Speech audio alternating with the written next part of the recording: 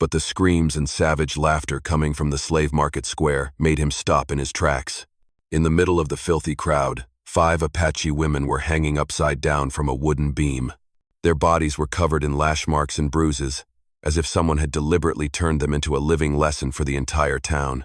Rowan felt a chill run down his spine, but it was not the brutality of the scene that froze him. It was the tattoo of a thunderbird on the oldest sister's wrist, a sacred symbol, one that had been carved into his own skin by a Chiricahua woman, who had dragged him out of a burning house 5 years ago, the one who had saved his life and made him a man forever in her debt. Rowan's heart pounded so hard it nearly stopped his breath. This could not be a coincidence. This could not be just a random sign. This was a sentence handed down by fate itself. "How much?" Rowan asked, his voice hoarse and low. The slave trader looked at him like another vulture circling the desert. "All 5 of these? You could work your whole damn life and never afford them." Rowan opened his leather pouch and dumped out every last coin he had saved over the years. The silver pieces hit the dusty ground with a clinking sound, like the breaking of chains. "Is that enough?" Rowan asked. The crowd fell silent. Rowan led the 5 Apache women out of Dust Ford before the sunset reached the western mountains. No one said a word. All they heard was the steady rhythm of hooves, the labored breaths of bodies just escaped from torture, and the desert wind slicing past their ears like it was trying to erase every last memory. By the time they reached Rowan's ranch, a lonely wooden house, standing alone in the vast emptiness, the sun had dwindled into a blood-red smear on the horizon. He helped them down, did not touch anyone, just untied the ropes and stepped back. They did not thank him, did not even look at him. They stood in a line, like wounded warriors, still holding on to their dignity with every breath. Rowan built a fire, boiled water, laid bandages on the table. "This place is safe. Rest," he said, his voice low, firm, and absent of cruelty. Then he stepped outside, leaving them to tend to one another. Night fell fast. The desert grew so cold and quiet that even breathing seemed unnaturally loud. Rowan sat on the porch, gun by his side, eyes staring into the distance but ears tuned to every sound inside just in case they tried to run or decided to kill him. Inside, the whispering began. Sahel, the eldest sister, spoke with a voice hoarse but steady. "This man is not a slave buyer." He saw the Thunderbird mark. Nahima stifled a painful breath. "That mark is why some people treat us like demons." "Why did he save us?" Lyria, the boldest, said coldly. "No white man ever has a good reason." Amaita gently placed a hand on her shoulder. "But we are here, and we are still alive." Kia, the youngest, whispered through tears, "If we all die, who will find our children?" That sentence made Rowan, still on the porch, clench his fist until it turned white. He did not understand everything, but he caught 3 words: "Find our children." A moment later, the door creaked open. Sahel stepped out. Though exhausted, she carried the strength of someone who had stared down too many storms. Her face was worn and bruised from beatings, but her eyes were still sharp as blades. "You," she said bluntly. "Why did you save us?" Rowan did not flinch. "Because I owe a debt. A Chiricahua woman saved my life once. When I saw the mark on your hand, I knew I had to do what was right." Nahima stepped out behind her, her gaze sharp as an arrow aimed at his heart. "That debt was paid the moment we left Dust Ford. You do not need to keep us here." Rowan looked at all 5 women, then answered with raw truth. "I am not keeping you. I just figured 5 women who were just tortured might need 1 night of sleep without getting beaten." A pause. For the first time, Sahel looked at him without hostility. "Get some sleep," Rowan said. "In the morning, if you want to leave, I will prepare the horses." He turned around, not waiting for a reply. Inside, they lay close together around the fire, none of them closing their eyes. Outside, Rowan stayed awake, never looking away from the darkness. 1 lonely ranch, 5 women ripped from their own lives, 1 man with a life debt, and fate that night still had not revealed that all of them had unknowingly become a family, not by blood, but by wounds that had yet to heal. Dawn broke, but it was not as beautiful as people often say. Rowan stood out in the yard, brewing coffee, letting the bitter scent blend with the dry, scorching air. The wooden door creaked open. Sahale and Nahima stepped out first, standing tall even though their bodies still trembled from the beatings. The other three followed, like 5 spear tips freshly sharpened. They said nothing to greet him. Rowan did not expect it. He simply handed each of them a water pouch and a piece of hard bread. "It is going to be hotter today," he said, and nothing more. Sahale looked at him for a long time. "We have to go," she said. "I have horses. 5 people. Long road. You will not make it on foot," Rowan replied, voice steady. Lyria crossed her arms. "We did not come here to beg." Rowan could not help but let out a small laugh. "I know, but you are wounded people, not weak ones." No one could argue with that. They set out just as the sun peeked over the sand dunes. After a while, Rowan realized they were not heading toward any village. They were moving directly south into territory crawling with slavers, mercenaries, and hidden camps buried deep in the lawless lands. "You are not going back home?" Rowan asked. Sahale stopped. When she turned to speak, her voice was soft but sharp as heated steel. "We have no home left." Rowan did not press further. He waited. And eventually, Nahima spoke. 15 children, she said, eyes fixed on the distance, as if she could see through the desert. "They were taken 3 days ago. Slavers raided our village. They did not kill the women. They took us to sell, and the children were taken away." 3 days? Rowan asked softly. "Why not ask another tribe for help?" Amita shook her head. "They crossed the border. They moved fast, had someone who knew the terrain. If we do not catch them in 7 days, they will vanish." Rowan felt his pulse pounding in his ears like war drums.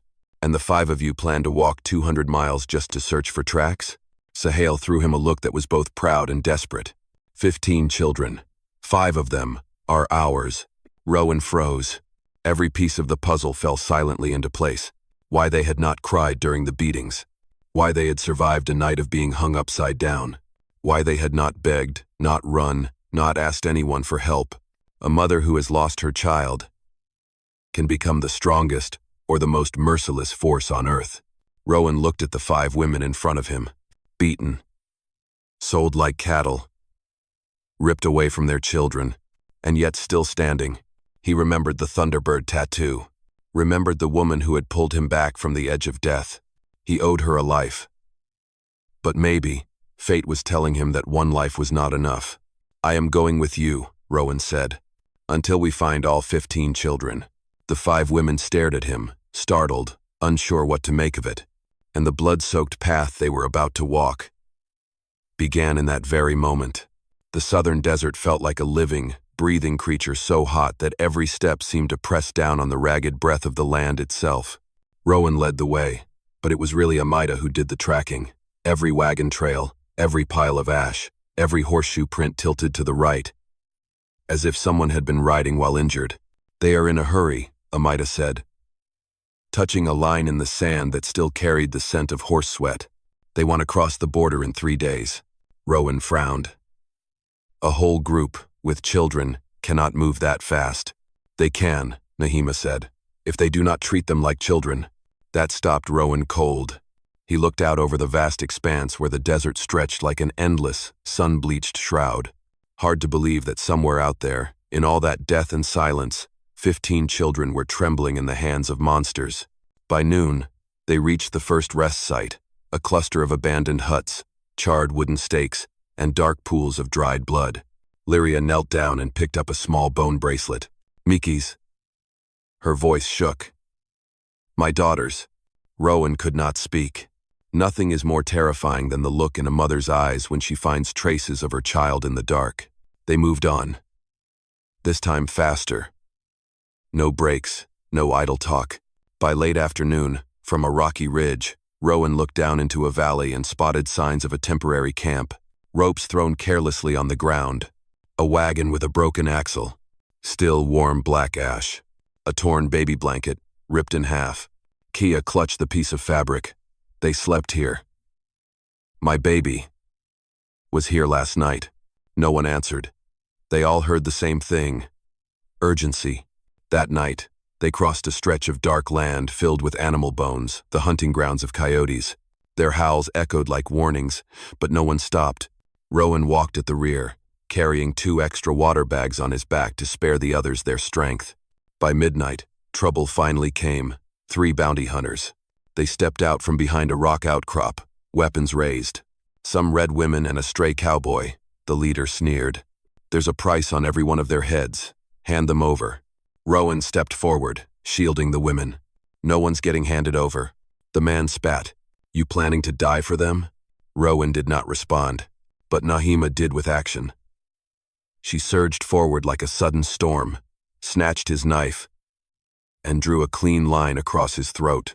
The second man never got a word out before Sahel tackled him, smashing his head into the rocks. The third turned to run, but Lyria put an arrow clean through his thigh, dropping him flat.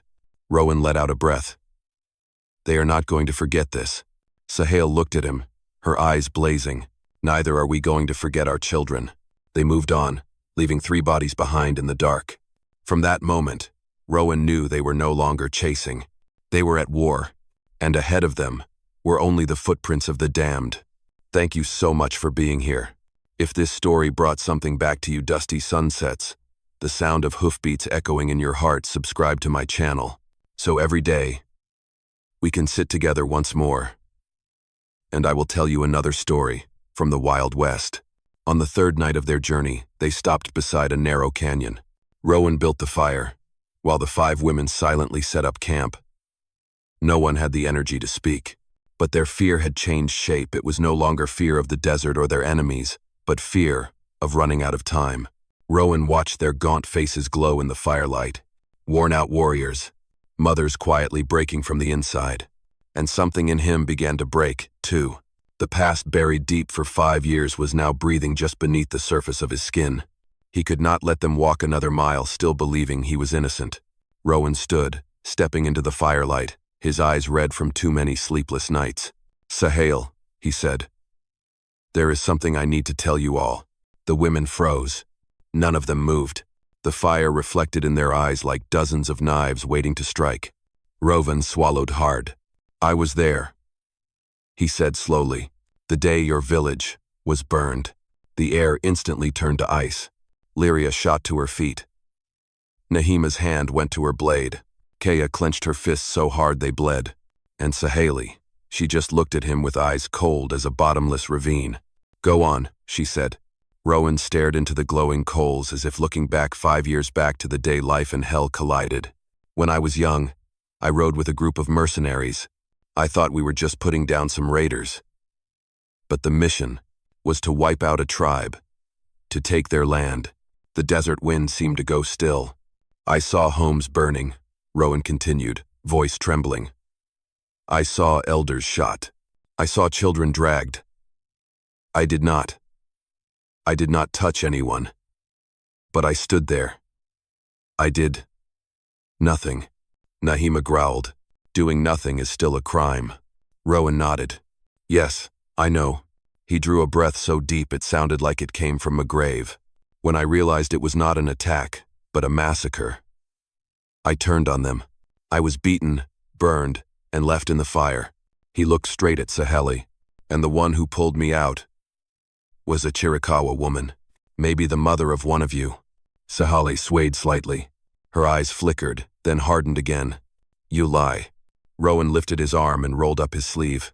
Etched into his skin, the Thunderbird mark glowed red under the firelight. "She carved this into me so I would live. I never knew why." All 5 women stared at the mark, something only a Chiricahua soul was ever meant to carry. A moment passed that felt like an entire lifetime. Finally, Saheli stepped forward. She spoke just one sentence, soft as wind, sharp as a blade across the throat. "You did not die in the fire. So now you must live. To pay for it." Rowan nodded. "Until we find all 15 children, I am yours. I will see this through." Sahel looked deep into his eyes. There was no forgiveness in her gaze, only a decision. "Good," she said. "Then from this moment on, we are no longer strangers." She turned away. "We are those who share the same sin and the same purpose."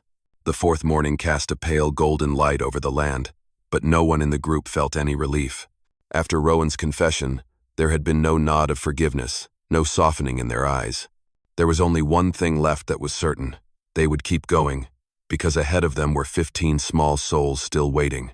Amita was the one who found the new trail deep, wide tracks from a heavy freight wagon. The sand was torn up, a few drops of dried blood forming a trail. "They are moving camp," she said. "Faster than we are." Sahale answered by walking faster, without looking back. They crossed the valley, climbed a ridge of stone sharp as blades, and descended into the red land where slavers often traded. Every clue they found cut deeper into their spirit. A child's shoe, a doll with a broken arm, a piece of cloth embroidered with Apache patterns. Kia held it to her chest like she was cradling her child. No one dared speak. By late afternoon, they heard a familiar hum, the steam engine of a smuggler's hauler. Rowan led them around a rocky outcrop and froze when he looked down into the narrow canyon below. An old army fort, tall wooden walls, mercenaries guarding the perimeter. 2 freight wagons parked at the gate. The sound of children crying echoed from inside. Lyria gripped her bow. "They are in there." Nahima already had her knife out, her voice low and sharp as newly forged steel. "We go in." Rowan scanned the area quickly. At least 12 men, fully armed. "If we charge in head-on—" "I did not ask your opinion," Nahima snapped. Rowan exhaled. He understood their fury, but he also knew what waited inside was not a fight. It would be a slaughter if they made a single wrong move. "If you die here," Rowan said carefully, "who finds your children? Who protects the 10 others? Sahale turned. For the first time since they met, her gaze held something more than anger. It held calculation. "You have a plan?" she asked. Rowan nodded. "Hit from 3 directions. I draw their attention at the front gate. Amita and Lyria climb the north wall. Cut the line. Open a path. Nahima and Kea sneak around back and find where the children are held. I will set off an explosion to cause panic." "Explosion from where?" Kea asked. Rowan pointed his rifle barrel at an old barrel of liquor nearby. "From this, they will think it is bandits attacking." Sahale studied the plan in silence. Then she gave a small nod. When the sun dipped below the horizon, they moved. Rowan fired the first shot into the barrel. Boom, a thunderous blast tore through the canyon like the first storm of the season. The mercenaries inside panicked, rushing toward the gate. Amita and Lyria climbed the wall like wildcats, cut the rope, dropped the guards. Nahima and Kia slipped through the rear gap, silent as nightfall.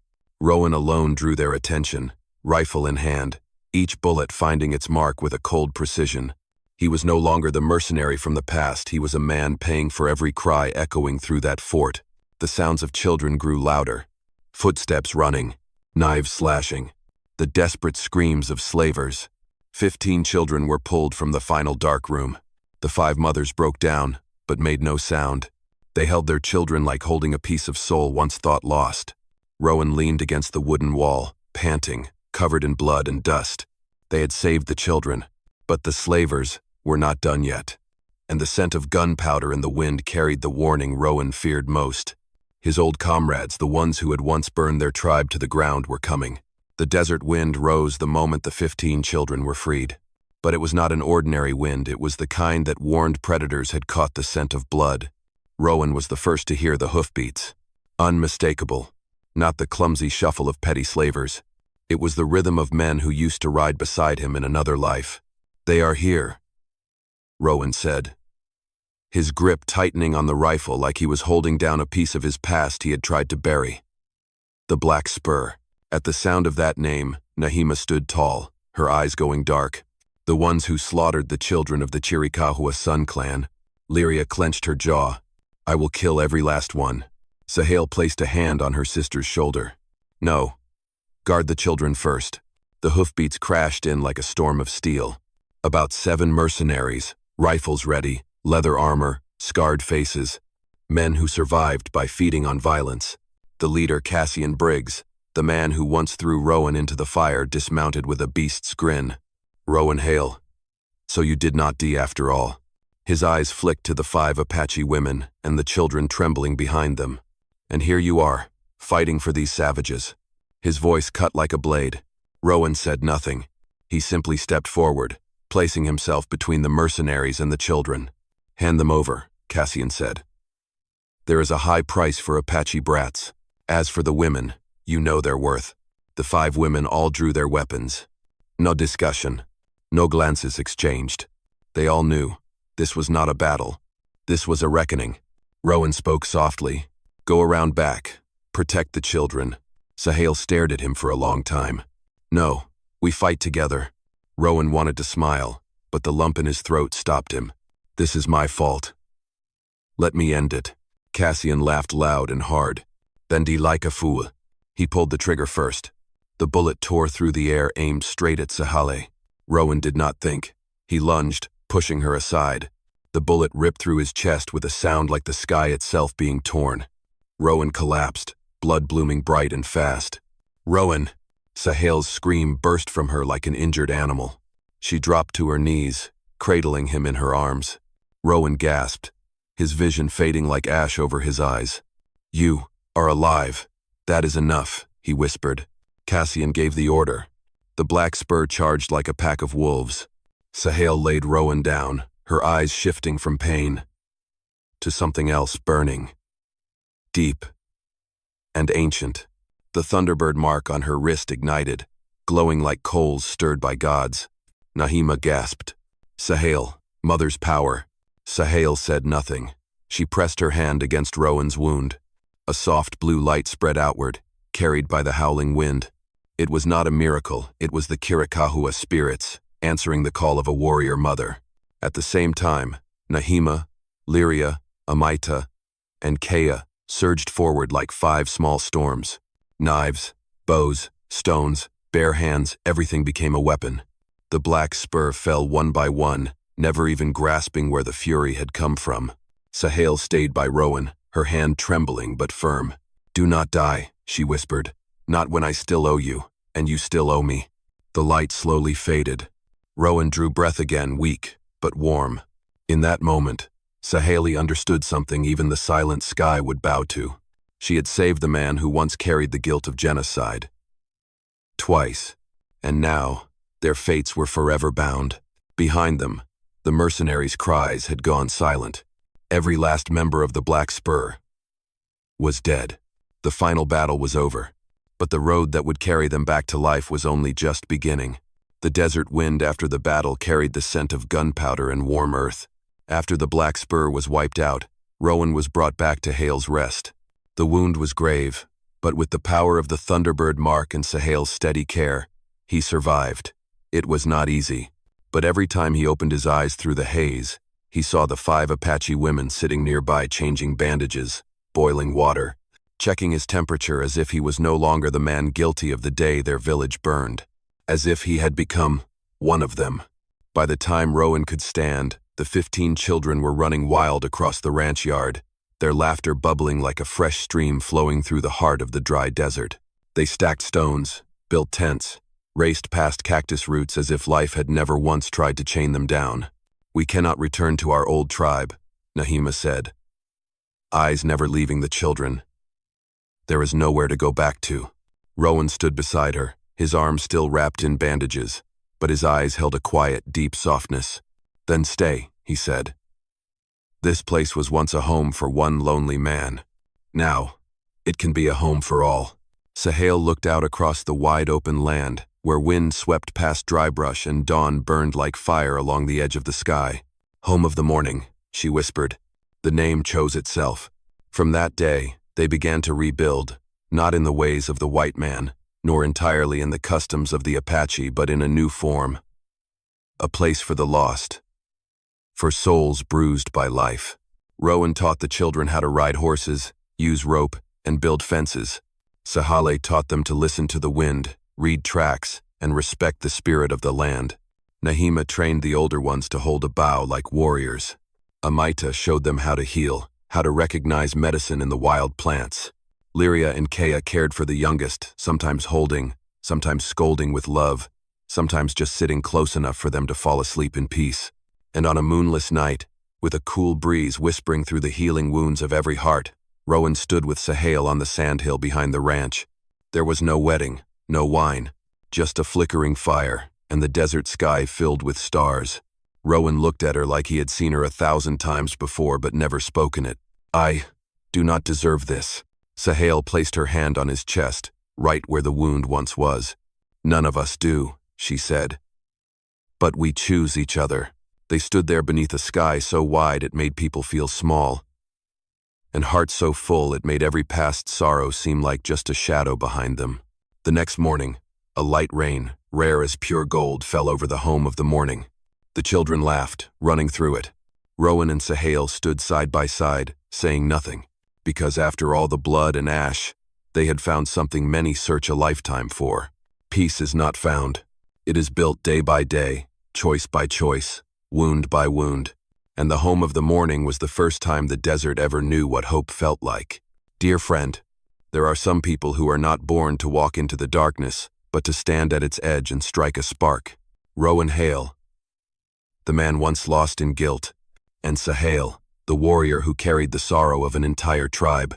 They did not find the light, they built it with scarred hands. The home of the morning is not just a shelter. It is proof that even a heart once set on fire can be reborn, because in the end, hope does not die, so long as someone dares to keep it alive. It means the world to have you here. Dear listeners of Wild West storytelling, I truly wish you peace and happiness in every step you take. Thank you for letting me serve you. Let me know what you thought of this story. Leave a comment down below. Type the number 8 if you enjoyed this tale. And do not forget to subscribe for more dramatic Western stories to come.